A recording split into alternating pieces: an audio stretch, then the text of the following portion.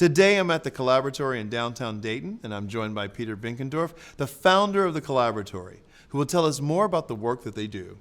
Hey Peter, how are you? I'm doing great, Rodney. Thanks for having me on the show today. Really appreciate it. And let's talk about this art that's behind us. Can you give us a background about the artist and how you brought this art into the Collaboratory? Sure. So this is a really sort of interesting story. The art is by a Nigerian artist named Ben Abebe. And I met Ben through the former Nigerian ambassador to Mexico and Canada, who happens to live in Trotwood, Ohio now. Who knew that we had the former Nigerian ambassador to Mexico and Canada in Trotwood? And actually, his background before he got into public service is as a poet and a playwright and a professor in academia. But I met him through some of my unusual networking and collaborations. And when he found out I had an arts background, he introduced me to Ben Abebe. And so Ben Abebe has been to Dayton 3 times in 2015, 16, and 17. He did not make it here last year in 2018. But he works with a palette knife and really does some absolutely exceptional work. His work's been shown all over the world, and he sort of calls Dayton a second home now. He's collaborated with probably a dozen or so artists here, James Pate, Amy Deal, M.B. Hopkins. I mean, just all sorts of folks have had a chance to work with him, and we're just excited to be able to show his art and share it with the community. So Peter, what is the Collaboratory and how has it evolved over the years? So the Collaboratory is the place where Dayton's dreamers and doers gather to move innovative ideas to transformational action.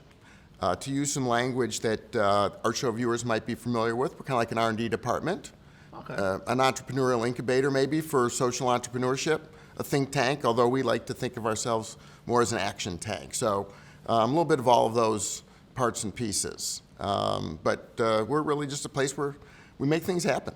Okay, so in that process of making things happen, tell us about in what ways does this kind of a space help fuel collaboration and creativity? So we bring people together from all across the community, all across disciplines, from working with ex-offenders to working with artists to working with engineers out at the Air Force Research Lab and just about everybody in between. And so collaboration is really all about the chemistry of what we like to call the unexpected outcomes of improbable pairings.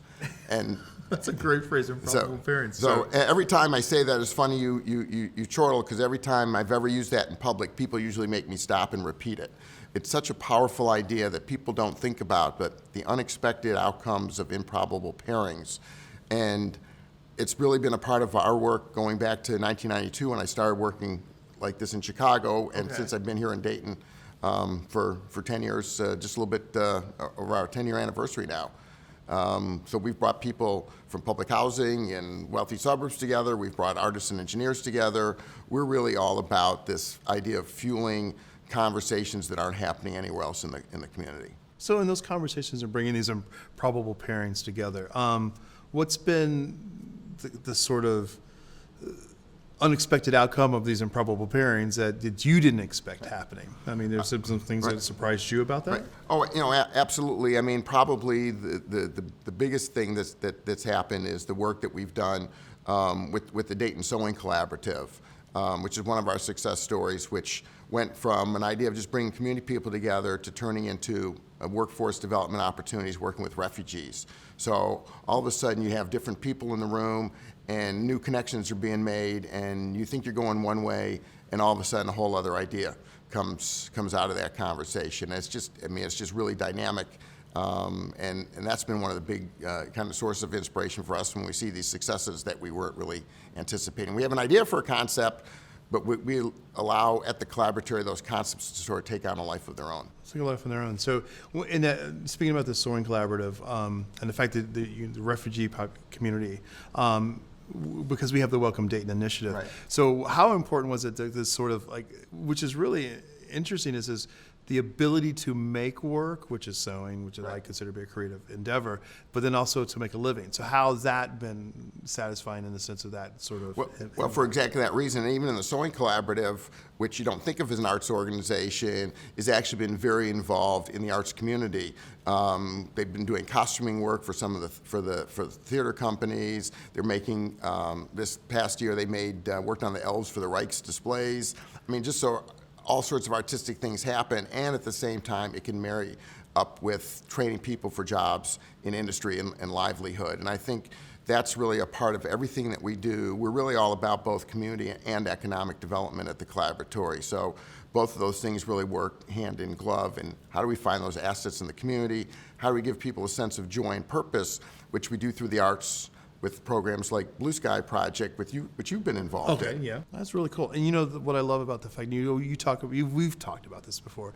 So what's been the community response to this notion? Because a lot of times collaboration is, we talk about it, but in seeing it and feeling it in action, what's been the response? And then what's been the biggest challenge facing our community when it comes to collaboration? What are some of the obstacles? A great question. I think, the response to the Collaboratory itself has been across the board. Partly those who have benefited have been nothing but enthusiastic. About 6 months ago, we had our second annual Dayton Porch Fest. We had 46 bands. The performers, the porch owners, the people who came, everybody loves it. And then on the other hand, we've got people who don't really understand what we do. Okay. What's your role? Because we don't necessarily run the projects. We're really a catalytic organization, and so people don't always see the behind-the-scenes work. And so getting people to understand the need for the catalytic collaborative conversations, if you've never been a part of that, it's until you have that experience, until you go through a Blue Sky experience, very difficult exactly. to really know why it's valuable in the community. And I think that part of the challenge is in the community is getting more people to understand the kind of mindset that it takes to think this way, to be more open to risk orientation that comes with innovation, and to be more, I think, open to understanding that it is creative individuals that drive the process, not always betting on the horse, but trying to bet on the jockey from time to time. But overall, I think people are positive. We do something positive in the community, and the community responds positively. Peter, thank you so much for opening up the Collaboratory today and sharing your story of all your projects. And we feel fortunate to be featured on the Art Show. Thank you very much for wanting to tell our story.